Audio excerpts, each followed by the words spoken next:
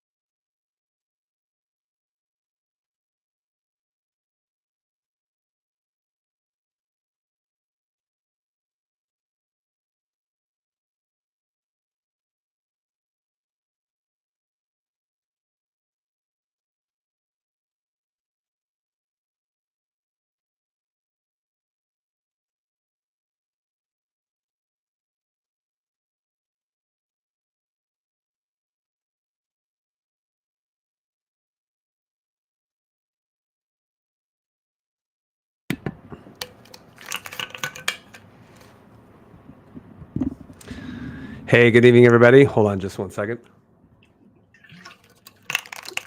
Taking a drink of my not plain water. Welcome tonight to tonight's live broadcast. My name is Dr. Nathan Thompson with the Wellness Way, Yorkville. I'm so glad that you are here.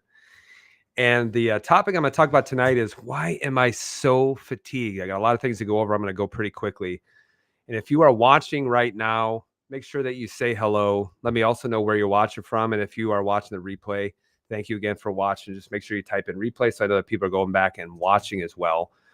Why on earth am I so fatigued? Why am I so fatigued? And I'm going to show you it's multifactorial. I'm going to show you some of the biggest issues you need to look at, especially when it comes to fatigue, especially. Okay. Why am I so fatigued?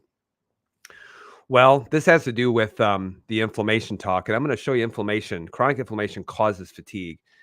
But anytime that you have any kind of issue that you're dealing with, um, like, why do I get sick, guys? This is the actual chiropractic principles. The body is designed to be well. Body is designed to be well. It's always adapting, and that if you do get sick, is because that there's too many mental, chemical, or physical stressors that are going on that are just over inundating the body's ability, the body's capacity to heal and be able to get well. And that's why we look at all of those different things. Everybody thinks that it's all a chemical issue, but mental stress plays a huge role as well, as do physical issues, specifically as it relates to the spine and to the nerve system, because the nerve system is a big driver in adaptation to stressors, especially. So this is one of the things that I talk about in depth at the next event that we will be having going on, which is our inflammation event, which isn't going to be until January 14th. So we wait a little bit until after the beginning of the year, only because we're waiting for people to get out of their Christmas slumber,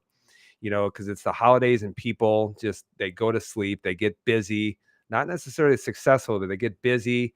And then, once January 10th comes around, then they start thinking about what to do in order to start getting their health back. So if you are from the Chicagoland area and you want to work with us directly, please make sure that you register for the inflammation event. Yes, this does have to do a lot with fatigue. However, we're talking about people with weight loss resistance, immune system issues, cancer, infertility, which is a hormone issue, thyroid disease, chronic joint pain, type 2 diabetes, autoimmune conditions, and hormone imbalances. I'm going to talk about that when it comes to fatigue too. And a lot of this that I'm going to talk about has to do with inflammation. But the problem is like, a lot of people are just left to wonder, where on earth do I need to start from? And I'm going to show you where you need to start from. And I'm also going to go over some things that are very, very interesting in regards to inflammation and fatigue and things like that. I'm going to go quickly, so make sure that you pay attention. All right. Now, for those people who are in the Chicagoland area, you want to work with us directly, all you got to do is just go to the link tree, and you'll see it on every single one of our social media platforms. And you'll see, just click on that Linktree link, and you'll see the very first thing to pop up is the inflammation event to work with me in person. No, right now I'm not working remotely. We are in person because my priorities are to the people in front of me. So if you are from the Chicagoland area, please make sure you get registered for that next inflammation event. I know that this will be Probably sold out, so make sure you get registered for it right now. Get registered for it early. That'll take you to our Eventbrite page. Take you about 60 seconds to register for it. We'll get an email, and then one of my staff will reach out to you prior to that event just to confirm your attendance at that event. Because if you are planning on going, plan on showing up, especially. Okay. So our inflammation event will be on, gosh, when is it? January 14th, which is on a Tuesday night at 6 o'clock p.m. However, we do have some other awesome things that are going to be coming up within the Wellness Way. Coming up starting in January 2025 is going to be our no sugar challenge. This scares a lot of people. And it's not a no carbohydrate challenge, it's a no sugar challenge. And actually, I just got emailed to me the list of foods to avoid, foods to enjoy. And this is actually something that always changes every single time the Wellness Way has some kind of challenge. And so it's really, really good. And yes, if you have some blood sugar issues that's leading to inflammation, especially, this is something that is exactly for you. And so the whole month of January will be our no sugar challenge. One of the things that you can do if you want to get these resources emailed directly to you is go to thewellnessway.com, and you will see if you sign up for their newsletter, they will actually be able to send you all the resources in regards to the no sugar challenge. So it's really, really awesome. And in addition to that, you guys are going to be one of the first people to know is that the Wellness Way is coming out with a brand new book, a no sugar book. So this is kind of a companion guide that explains everything behind the no sugar challenge. It's not necessarily available right now, just so you know. So if you go to thewellnessway.com, you probably won't be able to find it. Although tomorrow I'll have a little bit better idea of when that book's going to be available, but I'm going to assume that it will be available prior to January 1st, especially to kick off our no sugar challenge that's actually coming up. So the no sugar challenge, who is it for? Is for people who, yes, who do have blood sugar issues. Will you lose weight in no sugar challenge? Most likely you probably will. However, it'll probably go over too that if you're having a problem losing weight being on a no sugar challenge, there's some other problems that are going on that you need to take care of. So make sure that you go to wellnessway.com and you can actually get that book, that no sugar book. And I'm going to guess, I'm just going to make a guess because I'll know more by tomorrow. After January 1st, you'll be able to order that book so that literally you can do no sugar whenever you want. It doesn't have to be necessarily in January. So this will be a really, really awesome book. I'll have more information tomorrow when we have our Zoom team meeting with the Wellness Way to go over this specifically, when it's going to be coming out and when it will be more available. So let's go over the whole idea of fatigue. Okay. The whole idea of fatigue. And I would actually say this, that probably the number one complaint when people come in is they complain of fatigue. And this is specifically true with women, especially. There's a reason why that happens. Okay. So if you are someone who deals with fatigue, please make sure you watch this video all the way through. Number one. And number two, if you are dealing with fatigue, it's very important to ask yourself these questions, because these are some of the things I'm going to go over. Number one, how much inflammation is present? And are they even measuring it? Number two, do you have an infection going on? And yes, that does have to do with inflammation. Are you on any medications? Because yes, one of the side effects of many medications is going to be fatigue. And I'll explain that too. What about your hormones? And what about your stress levels? What about your thyroid? Are you even sleeping enough? And the last one is going to be iron, which, yes, that can cause some fatigue.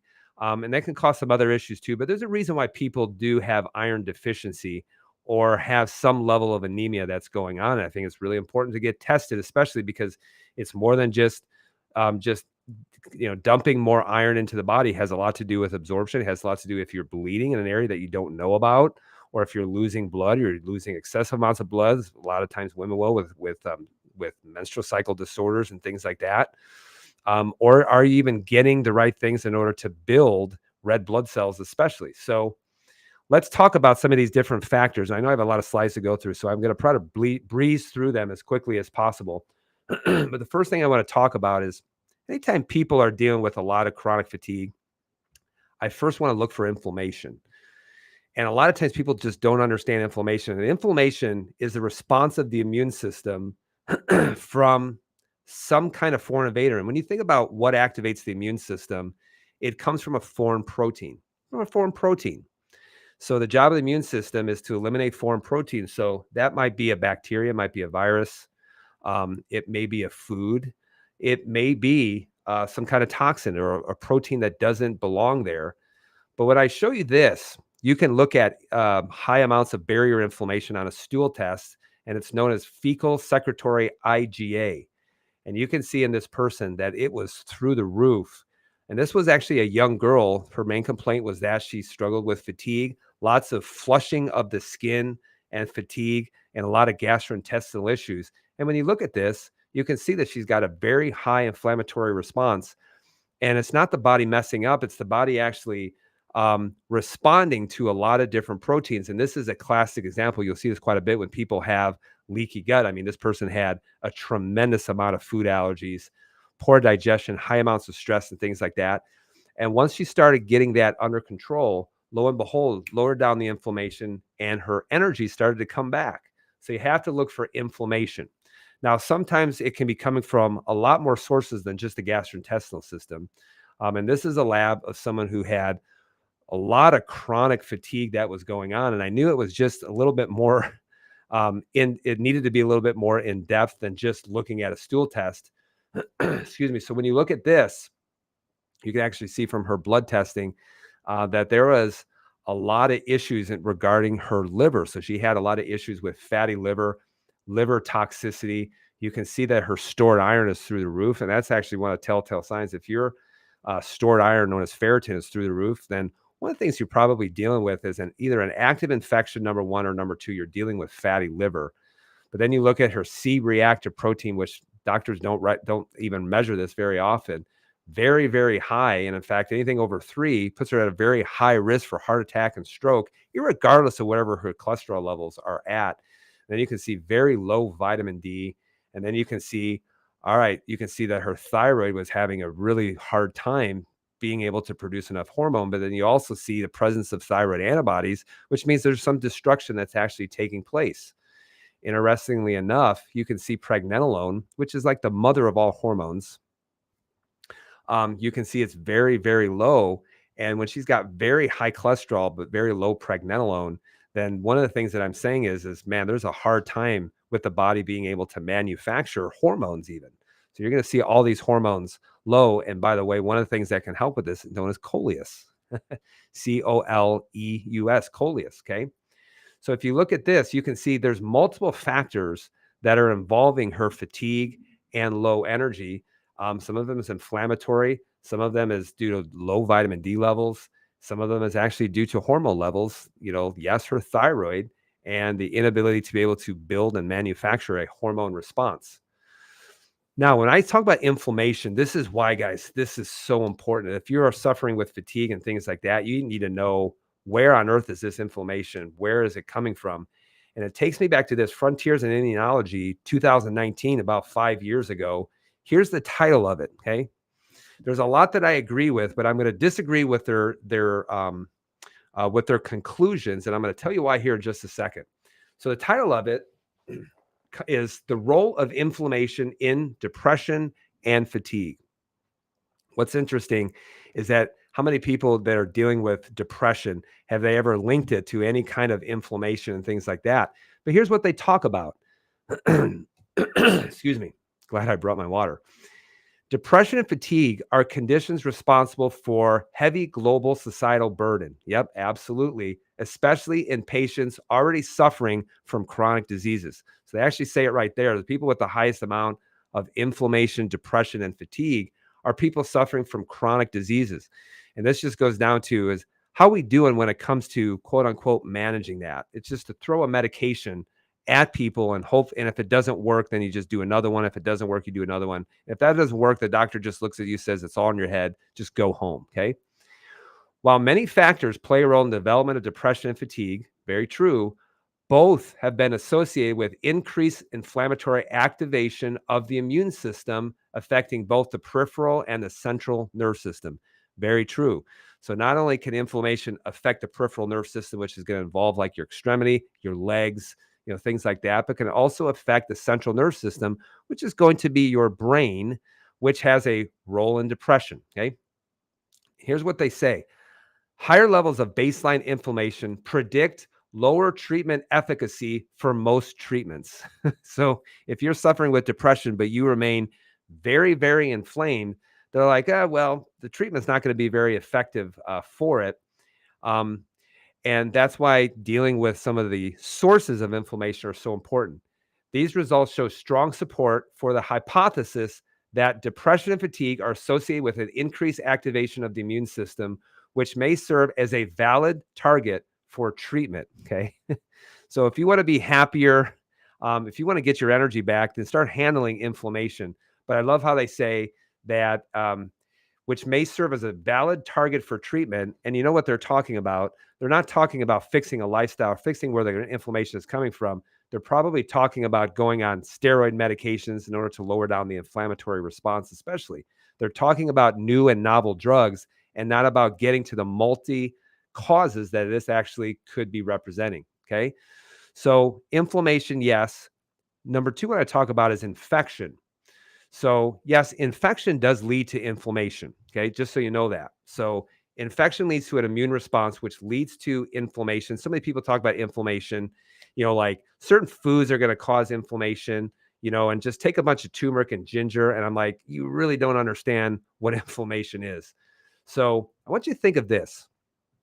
Have you ever gotten the flu? Or people would come to me and say, "Oh, doc, I got COV, et cetera, et cetera. Oh, and I'm so fatigued." But I want you to think of it. Anytime you're sick, you are going to have a lot of fatigue. You're going to have a lot of fatigue. In fact, when you're sick, the number one thing you want to do is you want to sleep and you want to rest. I want you to think about it. The more inflamed you are, the more that you have an infection, the more tired you're going to be. And the reason why that's not adrenal fatigue, that's the adrenal glands down regulating because the body says, one of the ways I'm going to heal is by you getting rest and by you getting sleep. And so that's one of the reasons why it makes you tired. So if people are having debilitating fatigue, one of the things I want to look for is, hey, are they carrying some kind of chronic infection that their body can't recover from as well? So do you have a chronic infection? One of the things that you need to look for is Epstein-Barr virus. This is a viral infection, but this is also the virus that they call chronic fatigue syndrome. And I wouldn't say that the virus is necessarily causing chronic fatigue, but as much as the inability to be able to clear it and the immune system getting very inflamed and getting activated so much that causes the adrenal glands to downregulate to make you very tired. So Epstein-Barr virus, are you carrying an actual chronic gastrointestinal infection? The only way to know is actually to, do a stool test in order to see. And then here's another one, which isn't necessarily as much as an infection as it is toxicity, but mold mycotoxins. Wow, holy cow. This will make a person hazy, crazy, and lazy. So mold will absolutely cause a lot of fatigue, especially. And I don't want you to think of it as an infection. Think of it as mold mycotoxicity. This is toxic exposure. And yes, it can make you actually very, very tired. The interesting thing is that not a lot of doctors are looking for a chronic Epstein-Barr infection. They're definitely not looking for chronic GI infection. And I guarantee you they're not looking for mold either. Yet that's one of the things that we're looking for in certain people, especially if you start looking at this, we ask you the right questions to make sure that you're getting the right testing in order to direct you as far as where you need to go, as far as handling some of the biggest things that are causing fatigue. Now, here's another one too. A lot of people don't look at this, but can your medications actually cause fatigue? The answer is yes, 100%. Now, I'm not telling you to go off of this. I can't. I'm not a medical doctor. I'm not the one who prescribed it. But medications can absolutely cause fatigue. Blood pressure medications, one of the biggest culprits, is known as a beta blocker. And one of the reasons why is that beta blockers will block the release. And they can block actually the receptors for adrenaline, which make the heart want to beat and pump harder. Beta blockers are historically will cause some of those issues. And in fact, anytime I see a person on a beta blocker and I'm like, hey, if you work out, you're probably missing that next gear. You just can't tap into that next gear. Or if you decide that you're going to lift heavy and you're going to do a heavy lift and you're going to feel like you want to pass out because it just inhibits the heart from being able to beat harder, because that is the point of adrenaline. So if you're getting extremely dizzy when you lift heavy, that can be adrenaline can be a culprit, and so can chronic infection too. That can be a culprit. But a lot of times when people are on beta blockers, and you tell them to do burpees or something like that, and man, they just feel like everything is whooshing around and they just don't feel right, when they're doing that. And that's because they don't have the ability to be able to increase blood pressure going to the head and pump blood to the head, which is why a lot of times they can feel fatigue, they can feel dizzy and things like that. Antidepressants are another thing that can actually cause fatigue, as are antihistamines. So antihistamines can do that too. And in fact, if you look at the antihistamines, this is so true with people who have chronic allergies. I'm like, man, you really need to get to the reason why you have so many allergies. In fact, I was someone who was a terrible allergy sufferer growing up, but I don't take any of that stuff anymore, nor do I even need it. So antihistamines, what's so interesting is if you look on, antihistamines, one of the things they say is don't operate heavy machinery because it has the chance to make you drowsy. So histamines are actually a chemical released by certain cells, and a lot of them are actually going to be around the stomach and around the gastrointestinal system. And histamines actually will excite the brain. So if you take an antihistamine, they have the potential to make you really drowsy. And then the last one is statins. Can statins cause fatigue? And I've done a live video on this. You can go back and watch, statin-induced fatigue, things like that. I'm going to go into this just a little bit in regards to statins and what they actually do and why they can cause so many problems, especially. So think of this. Think of the statins, because I know that there's, cardiologists out there and they just praise the benefits of statins. And meanwhile, a lot of those, social media influencers or those internet doctors, and they praise statins and they're like, oh, I'm on a statin drug. And then you look at their skin and it's just dried and just, they age so much quicker. And one of the reasons why is because cholesterol is needed in order to build the skin. That's why if you're on a statin drug, you can have very dry skin. You can lose a lot of water, and it can cause some pretty accelerated aging of your skin. You'll just look older. But if you're talking about energy, here's how statins can actually interfere with energy production. Because if you've ever heard of exercise intolerance, or if you've heard of muscle pains as a result of statins, here is one of the reasons why. Okay. So statins, what they do is they block the production of an enzyme, and that's why statins are known as HMG-CoA reductase inhibitors. So if you reduce a certain enzyme pathway, then one of the things that you're going to do is you're going to follow that enzyme pathway, and you're going to get some lowered production on the back end of that, okay? So if you look at statin drugs, like Lipitor, for example, you'll see that it blocks this enzyme. And then as a result, you will see that it blocks cholesterol. But the same pathways involved in cholesterol production are also needed for CoQ10 production as well. Kind of makes you wonder. So the end result is that statins will block this enzyme pathway. And so what it also blocks is coenzyme Q10. Well, why is that important?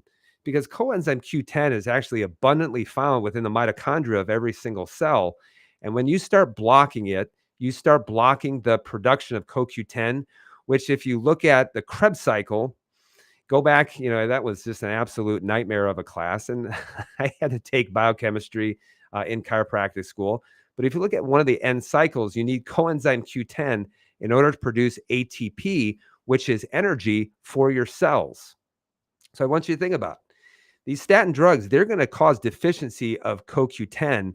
And where people feel it the most is they're going to feel it in their skeletal muscle cells, which is why skeletal muscle pain is one of the biggest side effects that people will actually experience. That's why people will also experience, things like, exercise-induced fatigue. You do a very tough workout, and they just are in bed for 3 to 4 days after that. That's why a lot of people will have a lot of skeletal muscle complaints, because it's interfering with the production of CoQ10. Interestingly enough, your heart is also a muscle as well. Okay. So very, very important when it comes to that. Now, this will take me back because I know people are going to argue. And guys, just in the last week, I've had people who said, I hope you die. I'll stomp on your grave. you're a doofus, you're an idiot, all for just actually speaking the truth. Just remember this. I'm not here. I am here to wake up the warriors. I'm not here to entertain the hyenas, just so you know. So if you look at this, this comes from a 2003 Lipitor study that was in the Lancet Journal. Now, if you look at the advertisement for Lipitor, here's what they found. They said Lipitor reduces risk of heart attack by 36%. And you would look at that at face value and you say, wow, that's a really, really big percentage. But if you go a little bit deeper, here's what they say. That means in a large scale clinical study, 1% of patients taking a sugar pill or a placebo had a heart attack compared to 2% of patients taking Lipitor. And here's the study that actually backs that up, that made them come up with that conclusion, okay? So if you look at this, when they say, oh, yeah, well, it's a 36% reduction of heart attack, it's not a 36% absolute risk, or it's a relative risk. It's not an absolute risk. And in fact, if you actually look at the numbers, the number needed to treat to prevent a heart attack is actually 100, which just actually overstates any benefits of statin drugs. The NNT equals 100. And what that means is that 100 people need to be on this medication for 3 years in order to prevent one heart attack. That's why when a doctor says you need to be on this, you're like, okay, I understand, doc, whatever. What is the NNT of this drug, or the number needed to treat? And the higher that number is, the more people need to be on it in order to prevent one of its outcomes. Now, can you imagine this? Could you imagine if someone came to me and said, oh, I want you to help me. And I said, well, my number needed to treat is 100. So you have 100 people who need to come to me in order to help one person get better. Now, here's what begs the question. Well, what percent of people are having statin-induced myopathy? That number is a lot higher than just 1%, okay? And if you have had any of those issues, make sure that you share your story in the comments, okay? But just like I said, statins actually interfere with the production of CoQ10. And there is a lot of research out there that talks about statins and CoQ10 and the benefit of CoQ10. So here's this right here. The effect of coenzyme Q10 supplementation on fatigue, a systematic review of interventional studies. And it seems CoQ10 has better therapeutic effects in statin-related fatigue and fibromyalgia patients compared with other disease-related fatigue. So this is why people say, oh, I have fatigue, I should just dump a bunch of the CoQ10. Well, that may not necessarily take care of everything, because you look at everything is multifactorial, okay? Now, the other thing, considerations for supplementing with CoQ10 during statin therapy from PubMed, and this is about almost probably 18 years of age. Statin therapy reduces blood CoQ10 concentrations, and limited data suggests that patients with familial hypercholesterolemia, heart failure, or over 65 years of age might benefit, or might represent at-risk populations who could benefit from CoQ10 supplementation. So looking at this, they're saying, hey, there's some research out there that's showing that CoQ10 could actually benefit them, especially. And in fact, a lot of times when people are dealing with a lot of liver issues, or dealing with a lot of blood sugar issues, or if they're on a statin, we'll give them high dose CoQ10 especially. So if you go to the Mayo Clinic, here's what they say about CoQ10. CoQ10 is an antioxidant that your body produces naturally. Your cells use CoQ10 for growth and maintenance, as well as for energy for ATP production. CoQ10 levels have been found to be lower in people with certain conditions such as heart disease, and in people who take cholesterol-lowering drugs called statins, straight from the Mayo Clinic, okay? CoQ10 might help prevent or treat certain heart conditions as well as migraine headaches. And here's what the research says about CoQ10, okay? So heart conditions, CoQ10 has been shown to improve symptoms of congestive heart failure. Although findings are mixed, and I'm like, well, that's because there's more than one factor that's associated with it. And then they talk about diabetes. And if you look at statins exacerbating blood sugar issues, they absolutely will if you already have some problems with blood sugar issues. And they can exacerbate this, or actually make this even worse. Statin-induced myopathy. CoQ10 might ease the muscle weakness and pain, sometimes associated with taking statins. And you know who are the people who are very statin intolerant? The people who exercise. The people who exercise. And in fact, if you go back and watch the old video that I did on statins and fatigue, you look at professional athletes who do a high amount of exercising, and every single one of them could not tolerate statins, especially when they were exercising a whole bunch. So it's almost like the very thing that you need to be doing, you can't do because of a drug. All right. So then you look at migraines and physical performance, and statins actually can be involved in improving physical performance only because they help give the body some of the contributing things to produce energy within the muscles, especially. Now, this is why I love when people come back and they give you research, in fact, and this is why I say, oh, hey, that's really awesome. Yeah, my kids have never had a what. They've never had a jibby jabby. Go ahead and show me the long-term safety data that involves a placebo, and you'll see that none of them involve a placebo. When someone says, we need more data, we need more research, I'm like, well, the reason why is because if you look at disease is multifactorial. So if you're just dumping CoQ10 in, you may see some improvement, but there's other factors that that are going to need to come into play here. And I love this this cartoon. It says, for a fair selection, everybody has to take the same exam. Please climb that tree. So, the monkey is happy. The elephant and the fish, they're a little bit sad at doing that. Okay. And it takes me back to this quote. If you judge a fish by its ability to climb a tree, it will spend its whole life believing that it is stupid. And I love when people say, oh, that supplement doesn't work. And I'm like, that's because everything that you do is just a this for that. And within the wellness way, we never do this for that. This is why I never recommend one thing. That's why I'll never say, oh, an adjustment will take care of your reflux. Have I seen it take care of reflux? Absolutely. When you start to correct a person's spine and nervous system, have I seen pain go away? Absolutely. Have I seen people improve their fertility outcomes? Yes, absolutely. But I never will say it's just one thing that's going to help solve all the problems, because if you are sick, there's multiple things that have to be in play, and you have to consider all of those different things. But that's why I love this quote. If you judge a fish by its ability to climb a tree, it will spend its whole life believing that it is stupid. Okay. And people will say, well, we need more studies. We need more studies. And here's what I say. Why aren't you willing to do a large-scale randomized controlled trial? And the reason why pharmaceutical companies aren't going to pay for any kind of large-scale randomized clinical controlled trial that involves, a placebo or anything like that. And the biggest reason I will tell you, and I talked about this with neuropathy and thiamine, and it's straight from the horse's mouth, saying that pharmaceutical companies don't want to actually do any large-scale trials on this because they can't patent the cure. They will never do any kind of study on it because you can't patent CoQ10. Okay, you can't make a drug out of it, just like you can't patent vitamin B1. You have to understand that they're never, ever going to do that. They're never going to do any kind of large-scale trials. And the reason why is they're only concerned with coming out with new and novel drugs that they can give you. And that's when you look at statins, now that it's become, generic.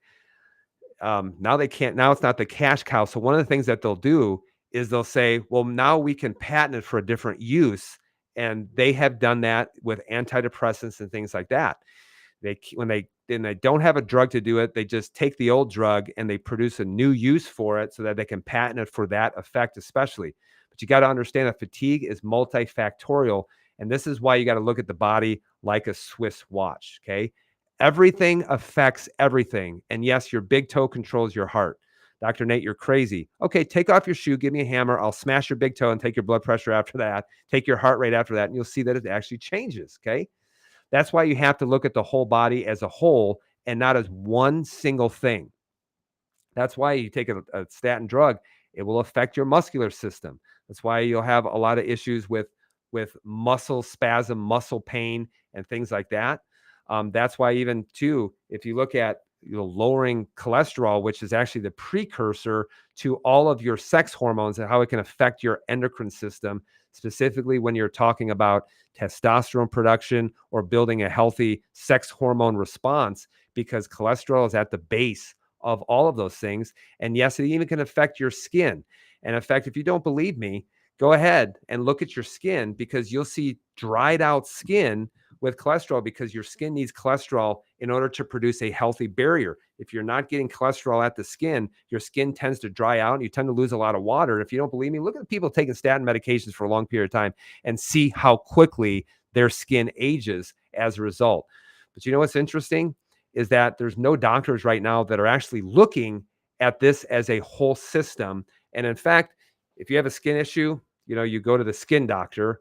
If you have a hormone issue, you go to an endocrinologist. They pump you full of hormones. They look at two things. They see that it's good, and they say, we did our job, but they're not looking at the whole entire system. And this is why the whole idea of going to a quote unquote specialist is kind of like saying this. Going to a specialist is going to someone who knows more and more about less and less, until finally they become experts in nothing. And this is why so many people are so frustrated with the healthcare system, because they think they need to go to a specialist who looks at one thing and doesn't look at your whole entire health. Your whole entire body is one unit, is a whole entire unit, especially. So where on earth can you get good sources of CoQ10? Some of the best sources are going to come from organ meats. This is why liver, I tell people you should be eating liver. And they're like, I don't want to eat liver. I'm like, great, take a liver glandular. And this is why liver has some of the most abundant sources of CoQ10. But can you actually take CoQ10 by itself? And the answer is yes, you can. And you can see that if you've ordered CoQ10 through the Wellness Way, you can see that we up the formula only to include more CoQ10 from 100 milligrams to 150 milligrams, which is why it's called Q Power Plus. Both of these I actually take. Do you know that? I actually take both of these. And these are going to be some of your best sources of CoQ10. Yes, I believe that almost everybody needs to take liver. Does everybody need to be on CoQ10? Not necessarily, but if you are on a statin drug, absolutely, I believe that you should.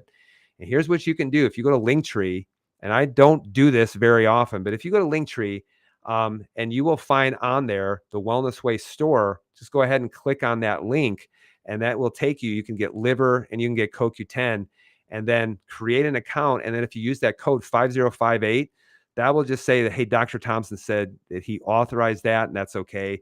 And yes, full honesty, I will make a little bit of money from doing that.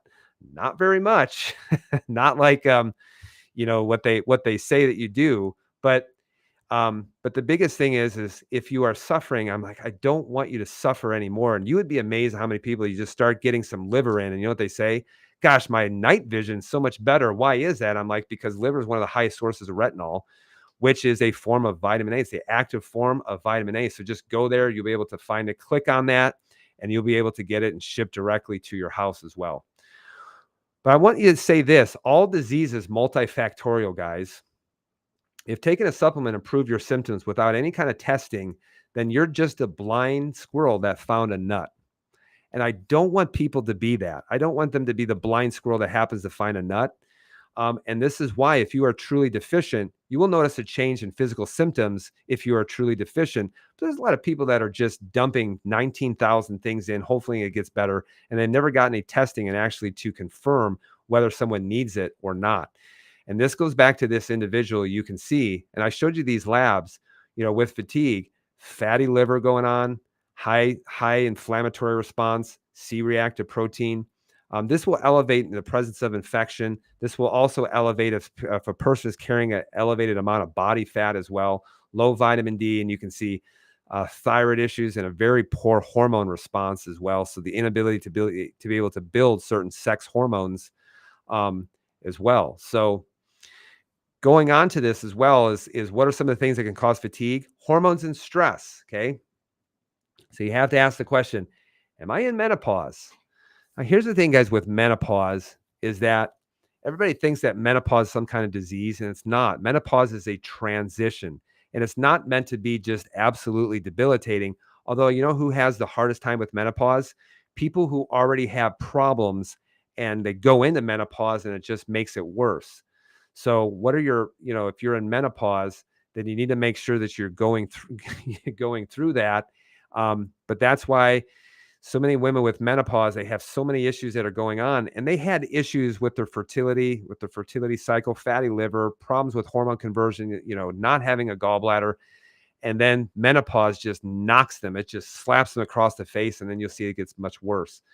Low testosterone is something that absolutely can cause fatigue as well. And I talk a lot about testosterone, why it actually goes down, and there's a reason why. And we've had people in their 70s increase their testosterone without taking anything, without going on any kind of synthetic, hormone replacement therapy or anything. I've seen it go from, 250 up to 750 in the course of a couple of months by doing good things when it comes to the lifestyle.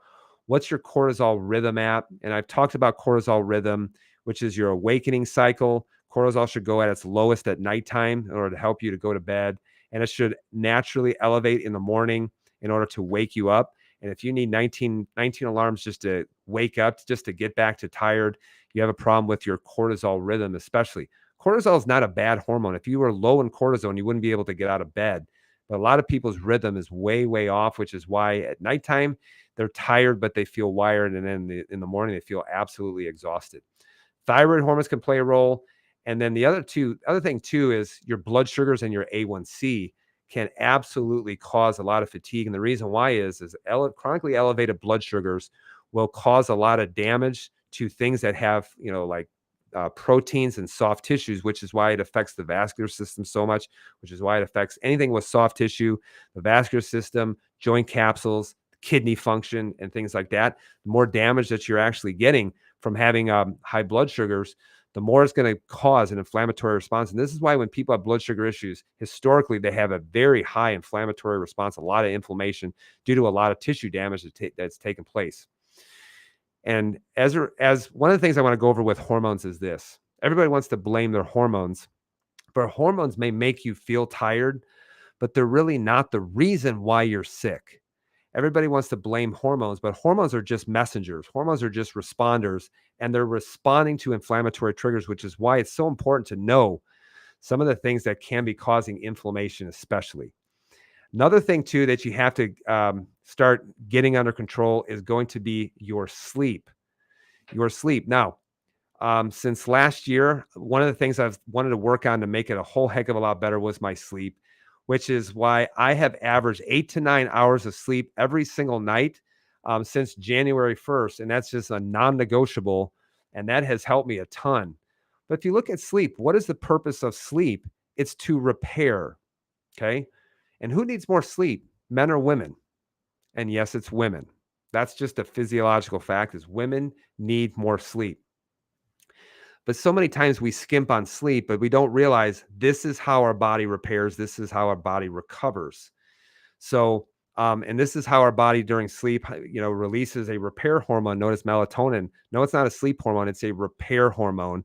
And this is why getting to bed at the right time, waking up early, can have a profound effect on how your body repairs, heals, and recovers. This is why when people start working out, I say, hey, congratulations. You earn the medal of having to sleep more to be able to repair more as well. So women, you really need to be focusing on 8 to 10 hours of sleep. Men, you really need to be focusing on 7 to 8 hours.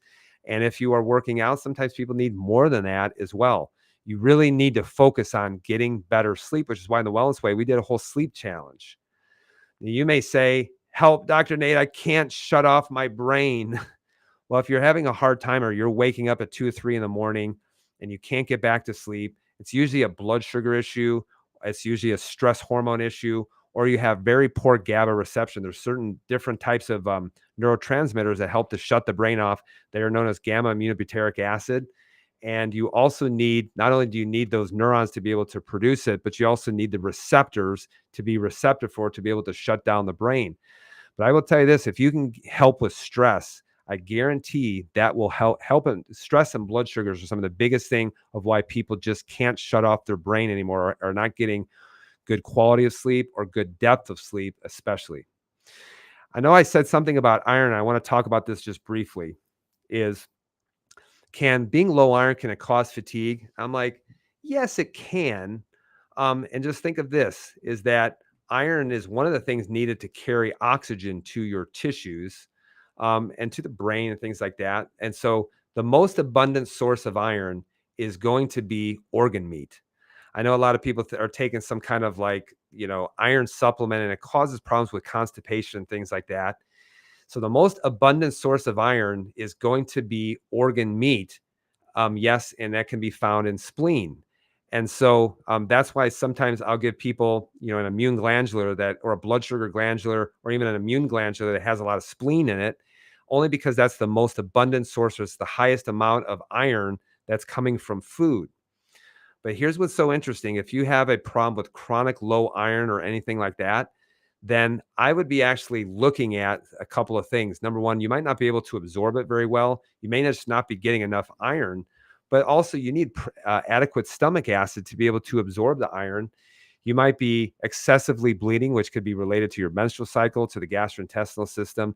And yes, I also see people with chronic mold mycotoxicity also be very, very low in iron. And this is very important to build good thyroid hormone function, and also liver enzyme detoxification pathways and things like that. So this is why iron can be so important. But I want you to think of it. Why am I sick? Why am I sick?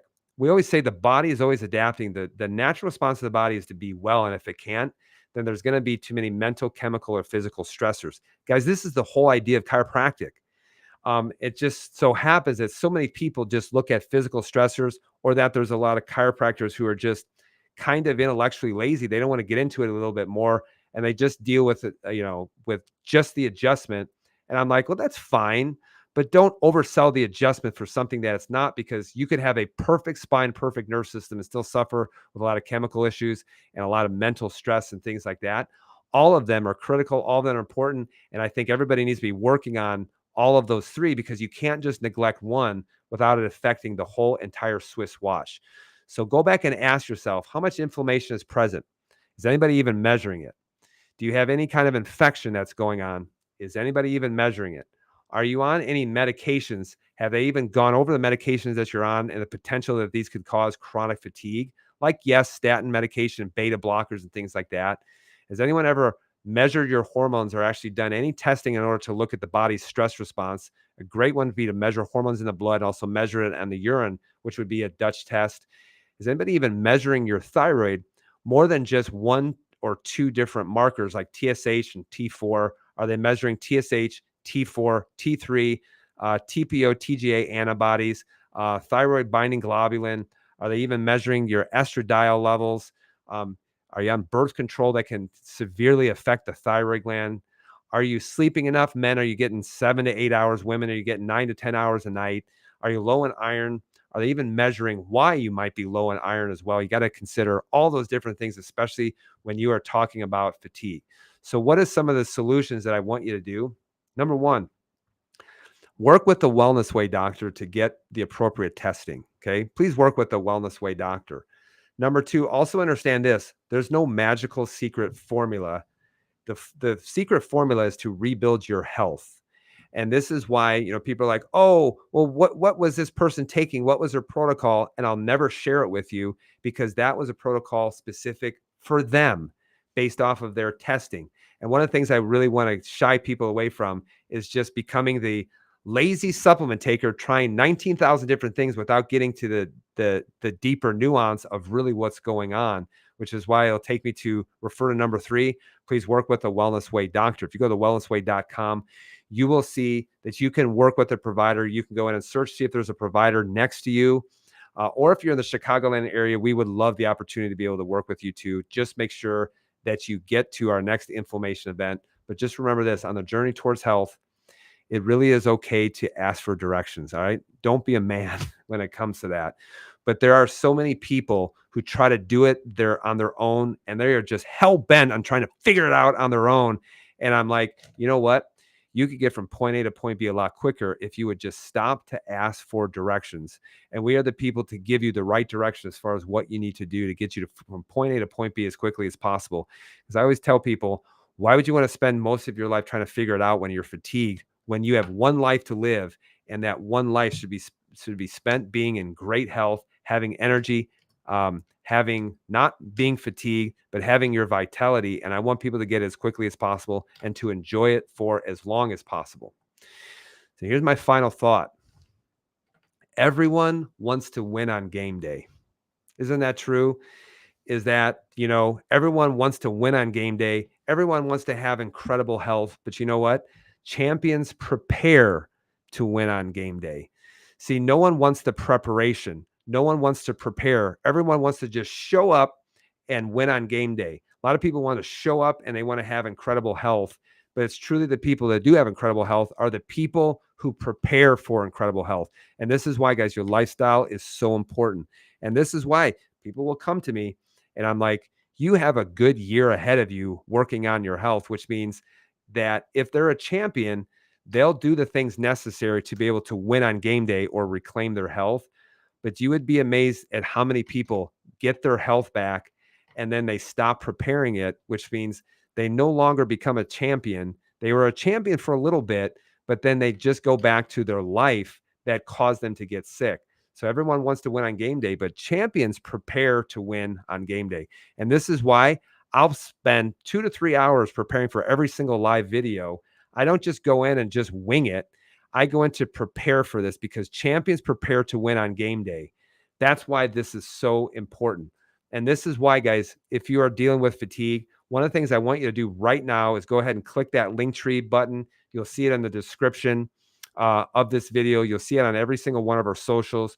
Go to that Linktree link and register for our inflammation event. Our next one's going to be Tuesday, January 14th, which is going to be 3 weeks from tomorrow, I believe. Give or take. I think maybe 3 or 4 weeks. I don't even know what date it is. Tuesday, January 14th at 6 o'clock p.m. If you're from the Chicagoland area or you're in the Yorkville area around here, please come to that event at 6 o'clock p.m. This is an in-person event. Get registered for that event because I guarantee you it will change your life. It'll help you to think differently, especially when you talk about health and you talk about restoration. So what I tell people is, do you want to continue to be manipulated or do you want to be restored? And there's a big difference between the two. So all you got to do is just click on that link and you'll see the inflammation event to work with me in person on that Linktree profile. So you can't miss it. It's the first thing that will pop up when you click that link. Okay. And then also as a reminder, coming up January 2025. So coming up in just like a week or so, the Wellness Way will be doing their no sugar challenge. I'll do this with you as well. Okay. So if I'm recommending to do something, I'll do it too. The no sugar challenge. And they got everything has been updated. There's a book that's going to be coming out with foods to avoid and foods to enjoy. Now, I will tell you this. Don't turn it into, I need something sweet. So give me all of these, natural, natural sugar alternatives that aren't going to spike my blood sugar. The whole idea behind the no sugar challenge is to get rid of sweet, from your diet. And I would give you probably a pretty easy synopsis is that you pretty much can't go wrong if you decide just to start doing meat and tons of veggies. Okay. Meats and veggies. That's probably going to be the easiest way to go. Cause I know a lot of people look at this and they're like, oh, and they find every problem with every solution that's going on. So just think meats and veggies, especially. So why am I so fatigued? It's multifactorial. You got to look at multiple different things that are at play. But all those different things are all going to play a contributing role. And that's why when you look at disease, it all has many different factors that are going to go on, which is why one thing isn't going to make you climb out of the hole, but restoring your health. That's one of the things that's going to help you climb out of the hole to get your energy back so that you are, in fact, not so fatigued. So guys, I hope you enjoyed this live video. Make sure that you share this. And if you don't subscribe to our videos or subscribe to our page, make sure that you do that, whether you're on Rumble, you're on YouTube, Facebook, all those different platforms. I thank you very much for watching. I thank you very much for following us. Thank you guys so much. And I thank you even more for sharing this video with other people that I know are going to get tremendous benefit. I will be here next week to do a live video on December 23rd, right before Christmas Eve. So make sure that you come to that. I don't have a topic yet, but it might be a question and answer. So make sure that you come back next week for our live video around 6:30, 7 o'clock p.m. Central Standard Time. Thank you guys so much for watching. I really do appreciate it. I love you guys all. I care about you guys so much. And I want to wish you a Merry Christmas. Yes, we do say Christmas here because Christ is the reason for Christmas. All right. So Merry Christmas. I'll see you right before Christmas coming up next week. Thank you guys for watching, for sharing this video. And I'll see you guys very soon. As I always say, remember who you are.